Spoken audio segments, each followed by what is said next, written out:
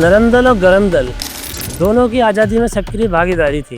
इसके अलावा ब्रिटेन के ऊपर ही वैश्विक स्तर का दबाव था। तो केवल गांधीयन विचारधारा को महत्व देना कि उनकी वजह से हमें आज़ादी मिली, ये कहाँ तक सही है? गांधी जी की आप पुस्तक पढ़ें, मेरी सत्य के साथ प्रयोग, तो उसमें भी उन्होंने ये मेंशन किया हुआ है कि मुझे लगभग 10 साल लगे थे घूम घूम कर भारत में लोगों को ये बताने में कि तुम गुलाम।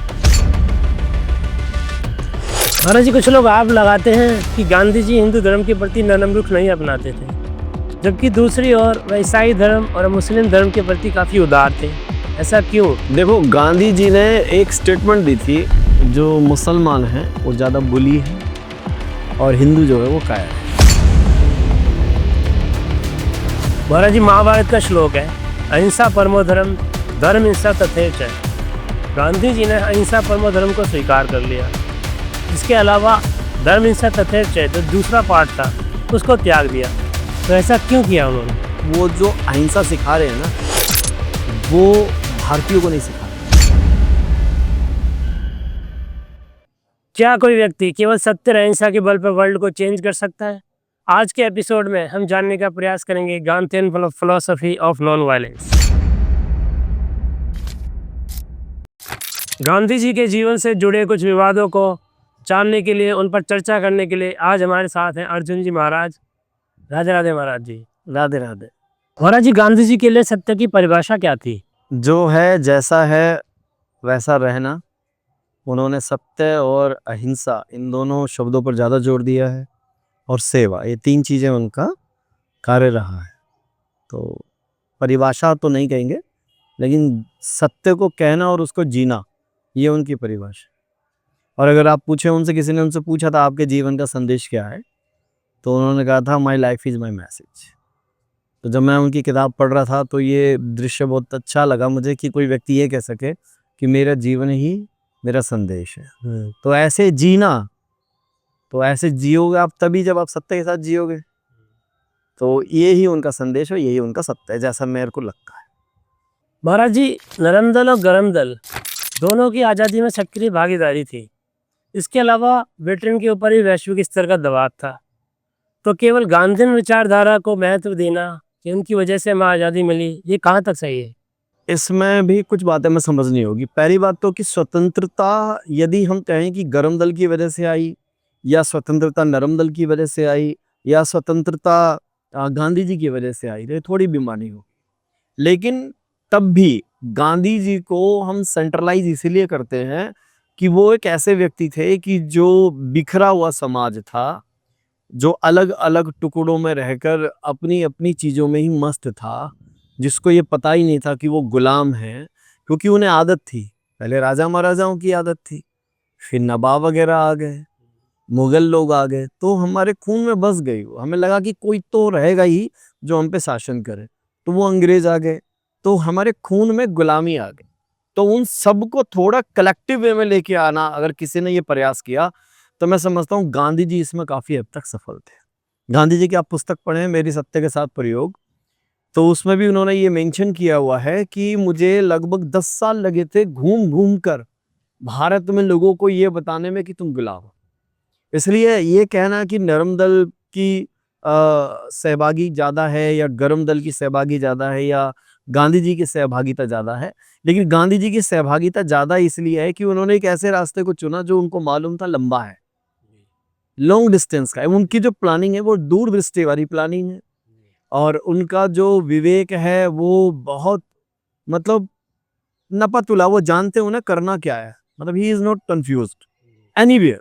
लोगों ने बहुत दबाव दिए, मुझे याद है, मैंने ऐसा पढ़ा उनके साहित्य में कि भगत सिंह के समय भी लोगों ने उन पे बहुत आरोप लगाए थे कि आप फांसी रोक सकते थे, आप चाहते तो भगत सिंह बच सकते थे, परंतु वो अपनी चीज़ों पर अडिग रहते थे, बहुत जिद्दी थे, ये उनकी बात है।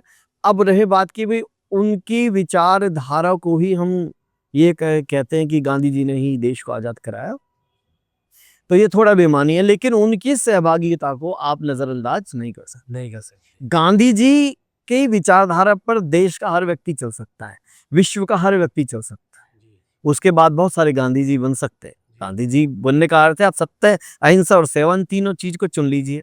लेकिन भगत सिंह उसके बाद तो नहीं आए, चंद्रशेखर आजाद उसके बाद तो नहीं आए। तो हमारी जो मेंटलिटी है, जो हमारा भारतीय जनमानस है, उसको जो उस पर पकड़ थी वो गांधी जी की थी, इसलिए उनका श्रेय ज्यादा रहा।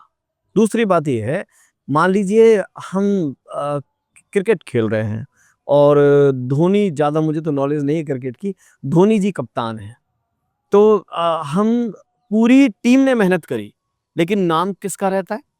कप्तान का रहता है। चाहे कप्तान 0 पे आउट हो गया, लेकिन इंटरव्यू उसी का लिया जा रहा है, ट्रॉफी भी उसी के हाथ में दी जा रही है। हाँ, आप मैन ऑफ द मैच जरूर कह सकते हैं किसी को जिसने अच्छा उस सीरीज के दौरान या उस मैच के दौरान अच्छा काम किया हो। तो गांधी जी के साथ भी सेम ही है। उन्होंने एक लंबे समय तक का प्लान किया हुआ था। उन्होंने कोई जल्दबाजी नहीं दिखाई। वो जानते थे जल्दबाजी दिखाएंगे तो ये बिखर जाएगा। ये ताश के पत्तों की तरह था सब कुछ संभालना, अपने भारतीय जनमानस को एक के ऊपर जोड़ के, जैसे ताश जोड़ते हैं ना, ताश के पत्ते हम कार्ड्स जो उनमें फिर एक महल बनाते हैं, तो एक ताश का महल था।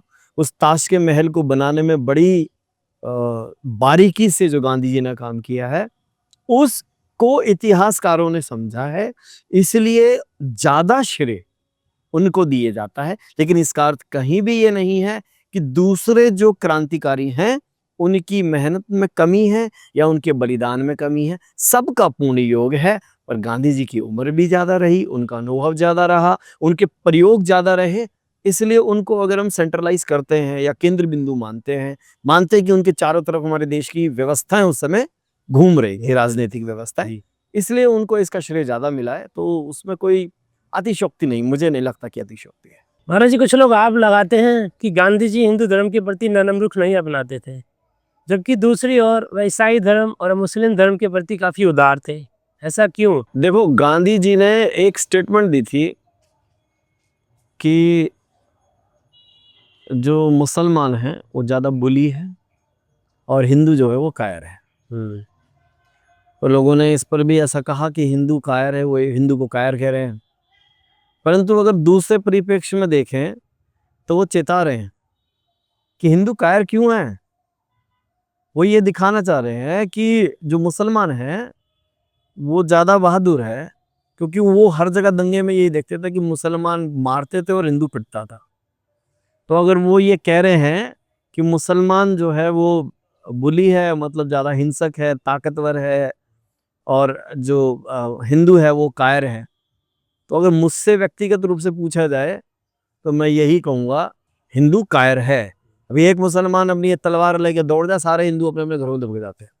लेकिन यदि आप किसी क्षेत्र में जहां पर मुसलमान का बहुल क्षेत्र हो, वहां पे कोई हिंदू बोल के दिखाए कुछ भी, अरे किसी साइकिल वाले से भी आप झगड़ा कर लेना, किसी कार वाले से झगड़ा हल्का सा भी बोल दो, खरोंच की मार दी, तो वहाँ अब्बा जान, चाचा जान, भाई जान, अरे भाई जान, अब भाई क्या हो गया, ऐसे करके आवाज आएगी और पूरा का पूरा उनका मजमा इकट्ठा हो जाएगा।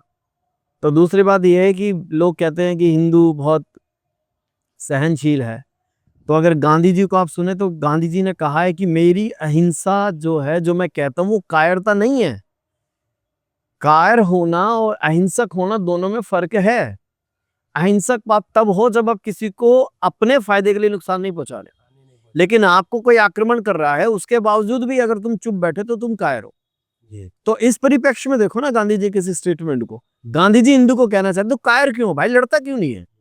तुम्हें कोई मार के आ रहा है, आप अपने बच्चे को अगर कहेंगे तो यही तो कहेंगे, बेटा किसी को फालतू मत मारना, किसी से झगड़ा मत करना। लेकिन वही बच्चा एक दिन पिट के आ जाएगा तो आप अपने बच्चे को क्या कहोगे, तू कायर है क्या, तो उससे मारा नहीं गया? तो कहेगा पिताजी आपने तो मना किया था कि आप लड़ना नहीं। तो फिर आप ही से क्या शिक्षा दोगे, बेटे मैंने ये कहा था कि बिना बात के नहीं लड़ना, लेकिन तुम पे कोई आक्रमण करे तो तुम उसका जवाब दो। तो इसलिए तो लगता है फिर लोगों को कि वो मुसलमानों के पक्ष में है, क्योंकि मुसलमानों की संख्या कम थी, वो उग्र ज्यादा थे, उनको शांत करना जरूरी था। तुलसीदास जी है ऐसे, तुलसीदास जी रामचरितमानस की जो शुरुआत करते हैं तो दुष्टों को प्रणाम पहले करते हैं, बड़े अच्छे से, बहुत अच्छे से प्रणाम करते हैं। अरे आपकी तो महिमा विष्णु से भी ज्यादा है, आप लोग तो एक कान से सुनते हैं, आप तो 10-10 कान से सुनते हैं। आप दुष्ट जो हैं उनको प्रणाम किया उन्होंने। तो ये एक नीति होती है। तो दुष्टों को जब आप शांत करोगे, एक घर में जो शैतान बच्चा है, अब यदि आप उसको बड़े थोड़ा ऊपर से देखें नजरिए से, इधर हिंदू इधर मुसलमान है, एक जो ज्यादा उग्र है पहले उसी तो शांत किया जाएगा। तो वो जो उग्रता शांत करने के बाद ही तो आप किसी को कुछ कहोगे, कुछ समझाओगे, यही तो एक तरीका होता है कि नहीं होता है। तो इसलिए फिर लेकिन वो एक टेक्निक है जिस टेक्निक को हम समझ नहीं पा रहे हैं, तो ऐसा लगता है कि वो हिंदुओं के विपक्ष में है और मुसलमानों के पक्ष में है। लेकिन उनके लेवल से अगर आप सोचेंगे, उनके फ्रेम से आप देखेंगे, जिस जगह वो खड़े हैं उस जगह से वो दोनों को देख पा रहे हैं, वहां से आप देखेंगे तो आपको पता चल जाएगा कि किस प्रकार से उन्होंने काम किया। मेरी दृष्टि में गलत काम नहीं। महाराज जी, गांधी जी सर्वधर्म समभाव की भावना रखते थे, जिसके तहत 1976 में संविधान में सेक्युलर शब्द ऐड किया गया।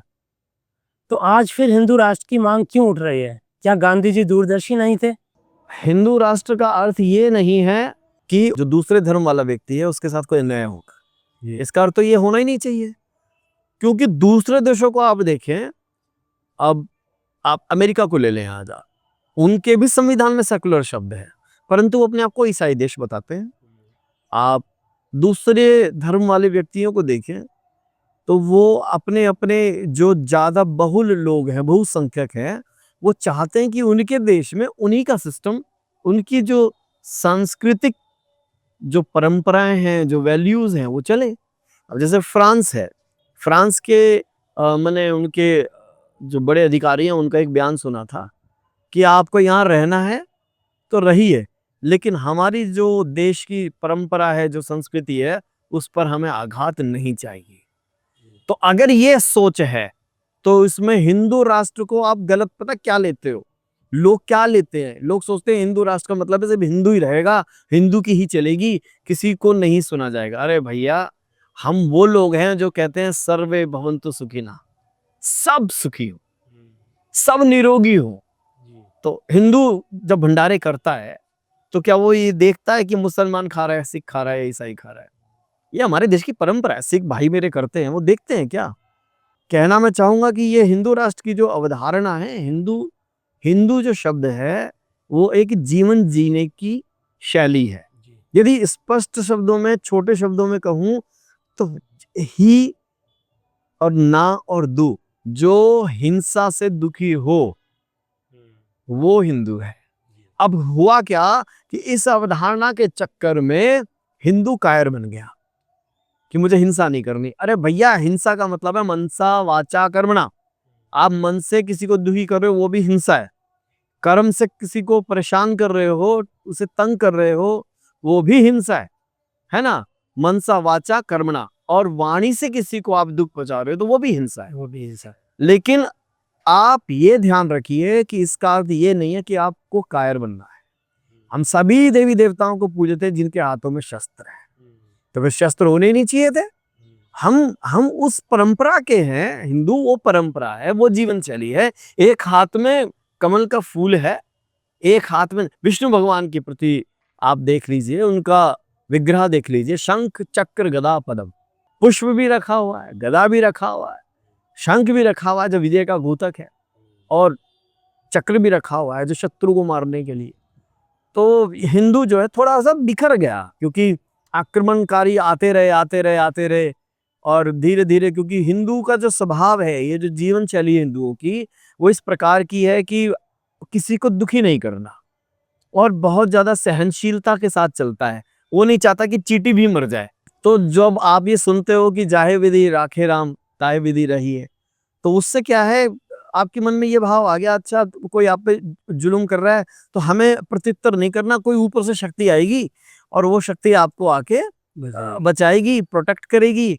जैसे मैंने सुना है कि सोमनाथ के मंदिर पर इतनी बार आक्रमण हुए तो वहां के जो पंडित थे वो ये सोचते रहे कि भगवान आएंगे, भगवान बचाएंगे। तो ये अवधारणा गलत है। हमारे जो ऋषि मुनि हैं उनकी आप अवधारणा को देखें, वो तो तत्पर रहते थे, राजा से अकेला आ गया, एक एक साधु, एक एक ऋषि लड़ जाता था, जो गलत है उसके लिए। लेकिन हिंदू जो है वो धीरे धीरे धीरे अहिंसक होते होते होते होते वो कायरता में बदल गया, और आज भी उसको समझाना बहुत मुश्किल है। गांधी जी जो थे, उन्होंने जॉन रस्किन की एक बुक पढ़ी थी, अनटू दिस लास्ट, जिसमें जॉन रस्किन एक कम्युनिस्ट विचारधारा को दर्शाते थे। तो गांधी जी की कुछ नीतियों में कम्युनिस्ट विचारधारा झलकती है, जैसे जमशेदजी टाटा जब बाहर से मशीनरी वगैरह लेके आए तो गांधी जी चरखा चलाते रहे। तो इस तरह से गांधी जी की कम्युनिस्ट विचारधारा का सामने आना, ये कुछ संगठनों का आरोप है। इसके बारे में कुछ कहिए। देखो गांधी जी जो है, गांधी जी मैंने आपको बताया कि वो कभी कंफ्यूज नहीं होते थे, जो उन्होंने सोच रखा वो करते ही थे। और उस समय की जो व्यवस्था थी वो परिवर्तन में आ रही है। मतलब अभी तक हमारे देश के हालात बहुत बुरे थे, और उधर टाटा ने जब मशीन लगाना शुरू किया तो वो एकदम से तो पूरे हिंदुस्तान में लग नहीं जाएंगी। लेकिन जन जागृति के लिए, क्योंकि उस समय टेक्सटाइल का जो बिजनेस है, कपड़ों का जो व्यापार है, वो हमारे हिंदुस्तान से ब्रिटेन के लिए जाता था कच्चा माल। तो पब्लिक को जोड़ना चाहते थे, जनता को जोड़ना चाहते थे, ताकि जनता जुड़े, जनता की कमाई भी हो। और ब्रिटिश के कपड़ों को जलवाते थे। जी, ये भी जानते हैं क्यों क्यों लगवाते थे होली? इसलिए कि उनको डायरेक्ट नुकसान हो। अब डायरेक्ट नहीं मार सकते ना, तो प्रत्यक्ष रूप से तो आप उनसे लड़ ही नहीं सकते थे अंग्रेजों से। तो अप्रत्यक्ष रूप से जनमानस को एक करने के लिए, हथकरघा को बढ़ावा देने के लिए, ताकि सब लोग सूत बनाने लग जाए, अच्छा पैसा मिलता हो उसमें। आप गांधी आश्रम जाइए, वहां पे मैं गुजरात में गया था, मैंने अपने हाथ से काता चरखा चला के, बड़ा अच्छा लगता है। एक तो वो मोटिवेशन है, और दूसरा ध्यान की एक तरीका है, ध्यान लगता है उससे। ये मैं आपको बता रहा हूँ, ध्यान लगता है उससे। और चरखा जो था वो सिर्फ पूरे जनमानस में, मतलब ये इससे जुड़ने का एक माध्यम था बस। वो ऐसा नहीं कि चरखे से आजादी है, दे दी आजादी बिना खड़ग बिना ढाल, ऐसा भी नहीं है। लेकिन इस बात को हम इनकार नहीं कर सकते कि पब्लिक के बीच पहुंचना आसानी से, पब्लिक को लगा था स्वतंत्र संग्राम में जाना है और हमें गोली नहीं खानी, हमें सिर्फ वहां चरखा चला रहा है।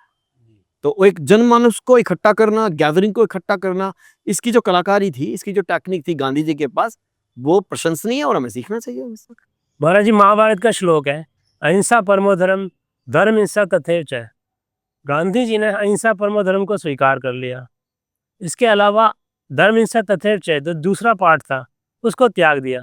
तो ऐसा क्यों किया उन्होंने? देखो, अब मैंने भी इस पर जब विचार किया तो मैंने ये पाया, वो जो अहिंसा सिखा रहे हैं ना, वो भारतीयों को नहीं सिखा रहे, वो ब्रिटिशर्स को सिखा रहे हैं। अब वो जब उनको सिखा रहे हैं तो ऑटोमेटिकली आपको भी सिखाएंगे, उनको नहीं तो वो भेदभाव दिख जाएगा। मतलब आपको ये कह रहे हैं तुम गोली मत मारो, और उसको कहते हैं धर्म हिंसा तथैव च, तो गड़बड़ हो जाएगा ना मामला। तो इसीलिए उन्होंने सीधा सीधा बोला मैं दोनों को सिखा रहा हूँ। और गांधी जी की ये जो अहिंसा वाली जो नीति थी बहुत कामयाब रही थी, बहुत कामयाब। लोगों को स्टार्टिंग में तो अंग्रेजों ने मारा, खूब मारा है, उसके बाद उनके भी दिल पिघल जाते थे कि ये बेचारे कुछ कहते नहीं, हमें गोली मार देते। और अपने वक्तव्यों में गांधी जी ने ये बात बोली थी कि आज नहीं तो कल जो आताताई है उसका दिल पिघलेगा, तुम कुछ मत करना, लाइन में खड़े हो जाना और बोलना मारो। तो ऐसे कई प्रसंग हमने सुने हैं जिनमें अंग्रेज मार रहे हैं और मारते मारते अपने ऑफिसर्स को बोल दिया अब हमारे बस की नहीं है, ये गलत बात है। वो बेचारे कुछ नहीं कह रहे, वो चुपचाप बैठे, वो अहिंसात्मक आंदोलन कर रहे हैं, वो कीर्तन कर रहे हैं, हाँ। और तो वहां उनको मारना बेकार है। तो अहिंसा का जो उन्होंने प्रयोग किया है, बहुत अच्छे से किया गांधी जी ने, उसको गलत मत समझिए। महाराज जी, बाइबल का एक कोट है, कोई आपके दाएं गाल पे थप्पड़ मारे तो बायां गाल आगे कर दो। गांधी जी इस कोट का काफी यूज किया करते थे। पश्चिमी देश जहाँ पर बाइबल इतना पॉपुलर है, क्रिश्चियनिटी धर्म जहाँ पर उत्पन्न हुआ है, जहाँ पैदा हुआ है, वो लोग इस बात को नहीं मानते। तो गांधी जी को क्या आवश्यकता थी इस कोट को यूज करने की, जनमानस में फैलाने की? देखो, लोग तरह तरह की बातें पूछते हैं। अब हम मान लेते हैं गांधी जी एक बड़े व्यक्तित्व हैं, घर के बड़े हैं या गुरु हैं, तो लोग तरह तरह की बातें पूछते हैं। तो अगर एक व्यक्ति गया गुरुजी के पास कि गुरुजी मुझे बीड़ी छोड़नी है, मैं चाहता हूँ, क्या करूँ? गुरुजी ने कहा छोड़ दे। कहता मैं लेकिन एकदम से छोड़ नहीं सकता, क्या करूँ? तो गुरुजी ने कहा कि हफ्ते में एक पी लिया था। तो अपने शिष्यों के, अपने मित्रों के पास जाके उसने बोला शनिवार को या इतवार को एक बार उसको बीड़ी पीते हुए देख लिया गया। तो मित्रों ने पूछा तूने तो गुरुजी से कहा था कि मैं बीड़ी नहीं पीऊंगा। कहता गुरुजी ने कहा है कि एक बार हफ्ते में एक बार बीड़ी पी सकते। तो हफ्ते में एक बार बीड़ी पी सकते, तो पूरी कम्युनिटी हफ्ते में एक बार बीड़ी पीने लगी। गुरुजी ने पूछा भाई सब बीड़ी क्यों पी रहे हो? कह रहे गुरुजी ऐसा लगा आपने तो आज्ञा दी कि हफ्ते में एक बार बीड़ी पी सकते। तो ये ऐसी ही बात है। किसी ने पूछा होगा गांधी जी, अगर आपने कहा कि भाई कोई अगर हमें मारे तो हम क्या करें, एक थप्पड़ मारे तो हम क्या करें, तो उन्होंने स्वाभाविक उत्तर यही बनेगा कोई बात नहीं, आप दूसरा आगे खड़े कर देना। क्योंकि वो एक बताना चाह रहे, वो कहना चाह रहे तुम अहिंसा पर रहो और वो सिर्फ एक व्यक्ति को कही गई होगी बात या किसी दूसरे व्यक्ति को कही गई होगी, उस अहिंसा को समझाने का मात्र एक माध्यम था। लेकिन उसको गलत तरीके से हम ना लें। गांधी जी में बहुत कुछ अच्छा है, अगर जो हमें अच्छा नहीं लग रहा छोड़ दो। तुम्हें लगता है कि तुम्हें गोली मारने का ज्यादा शौक है, तुम्हें गोली मारने में ज्यादा कंफर्टेबल फील हो रहा है, मार लो ना भाई। और फिर जब पुलिस की गोली तुम्हें लगेगी तुम मर जाओगे, तो तुम्हारा ना तो कोई टारगेट रहेगा जिंदगी का, ना ही तुम्हारा कोई लक्ष्य रहेगा, ना कोई दूरदर्शिता रहेगी। दूरदर्शिता की बात करोगे तो अहिंसा के साथ चलना ही उचित है और आप अपना कोई भी टारगेट प्राप्त कर सकते हो। तो महाराज जी, जैसा कि आप गांधी जी की अहिंसा को सपोर्ट करते हैं, हाल ही में एक मूवी आई है द बंगाल फाइल, जिसमें द डायरेक्ट एक्शन डे दिखाया गया है। मूवी में दिखाया गया है कि मुसलमान जब हिंदुओं का नरसंहार कर रहे थे तो गोपाल पाठा नाम के व्यक्ति ने हिंदुओं को प्रेरित किया लड़ने के लिए, उन्हें जवाब देने के लिए। उस समय गांधी जी जाकर अनशन पर बैठ गए थे, लेकिन गांधी जी की कोई सुनवाई नहीं थी। तो इसका अर्थ ये लगाया जा सकता है कि गांधी जी का जो सिद्धांत था अहिंसा परमो धर्म, वो केवल हिंदुओं के लिए काम करता है, मुसलमानों के लिए नहीं। पहली बात तो ये है कि अहिंसा, जो आपने कहा गांधी जी का अहिंसा, गांधी जी की अहिंसा नहीं है, अहिंसा तो अहिंसा ही है, ठीक है। वो गांधी जी की नहीं है, हाँ गांधी जी ने उसको बढ़ावा दिया। ये बात बिल्कुल सही है कि उनका ये जो अहिंसा का सिस्टम था, ये जो विचारधारा थी, अंग्रेजों पे काम कर गई। जैसा कि जानते हैं हम, वो उदारवादी रहे, वो थोड़ा पढ़े लिखे रहे, उनका सिस्टम था। लेकिन मुसलमानों के साथ ये दिक्कत है, और मुसलमानों के साथ ये दिक्कत आने वाले हजारों वर्षों तक रहेगी। 1400 वर्ष से तो चली रही है जी। मुसलमान अगर उसके आगे आपने किताब रख दी, कुरान रख दी, तो उसकी बुद्धि खत्म हो जाती है, घास चरने चली जाती है। क्योंकि उसे सिखाया यही जाता है। क्या सिखाया जाता है? आप जब मुसलमान बनते तो आपको क्या सिखाया जाता है कि एक अल्लाह को मानना है, दूसरा पैगंबर साहब को मानना है, इसके अलावा किसी की बात नहीं सुननी, ठीक है। तो वो जो किताब में लिखा है, उस किताब की बात को ही मानना है। और किताब तो कह रही है काफिर को मारो, किताब तो कह रही है, किताब तो ये कह रही है कि आप इकट्ठे होकर जब तक शांत रहो, जब तक तुम्हारी संख्या ज्यादा ना हो जाए। यह आयत में आप कोट कर देना नीचे, मैं आपको बता दूंगा, बिल्कुल यही शब्द है हिंदी में। मैंने कुरान पढ़ी है, और कुरान से पहले मैंने 5, 7, 10 बुक पढ़ी है। मुझे एक मौलाना साहब ने ही जामा मस्जिद में दी थी, मैं गया था, मुझे कुरान पढ़नी है, हिंदी में दीजिए, तो उन्होंने हिंदी का वर्जन दिया था, जिसे तर्जुमा कहते हैं, हिंदी तर्जुमा दिया। उससे पहले उन्होंने मुझे कहा कि पहले आप 10 किताबें पढ़िए, कुछ हदीस भी दी। और मैं आपको ईमानदारी से बोलूं, मैं उनको हदीस नहीं बोलता हूं, कुछ हदीसें ऐसी हैं जिनको मैं हगीस बोलता हूं। सच में वो हगीस है, हदीस नहीं है। और दूसरी बात, कुरान के अंदर इस तरह की बातें लिखी हैं कि आप जब तक आपकी संख्या कम हो तब तक आप चुपचाप से रहो, और जैसे ही आपकी संख्या ज्यादा हो जाए काफिरों को मार के भगा दो। और काफिरों के लिए यह भी लिखा है कि यदि कई काफिर तुम्हें मिल जाएं तो उन्हें घेरो, पकड़ो और मारो। यदि वो इस्लाम कबूल कर लें या जजिया दे दें तो आप उन्हें छोड़ देना। ये तो तुम लिख रहे हो, और उसके बाद तुम इस पर सवाल नहीं कर सकते। सबसे बड़ी बात ये है, मुसलमान का दिमाग वहीं खत्म हो जाता है बेचारे का। ऐसा नहीं, वो भी इंसान है, लेकिन उसने अपना दिमाग जो है वो रख दिया है एक ऐसी किताब में जो उनके दिमाग को डीएक्टिवेट कर देती है, बोलती है जो हम कह रहे हैं वही सही है बस।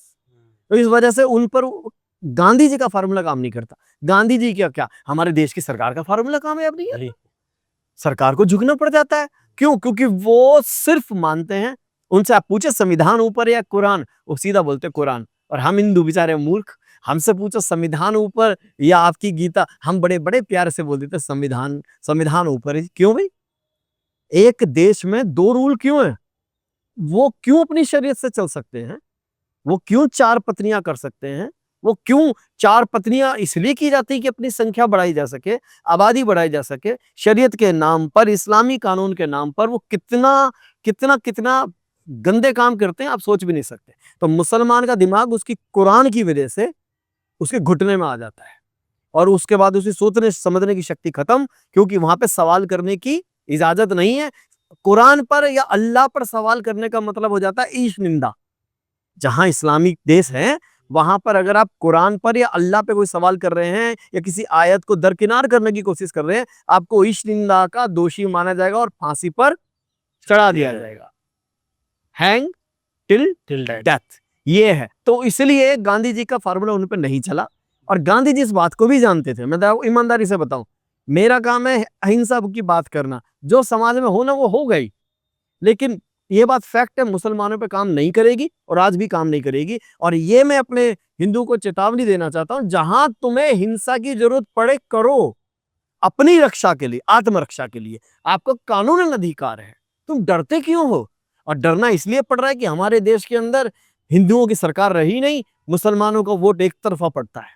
हिंदुओं का वोट कोई कोई कोई जाति चमार को दे रहा है, कोई ब्राह्मण को दे रहा है, कोई हिंदू को दे रहा है, कोई पंजाबी को दे रहा है, कोई सिख को दे रहा है। अलग अलग हिसाब से हमारे वोट बट जाते हैं। मुसलमानों की मस्जिदों से ऐलान होता है, इस बार इस पार्टी को वोट डलेगा, कैंडिडेट डजंट मैटर, कोई मतलब नहीं है जी। और वो उसका शब्दशः पालन करते हैं।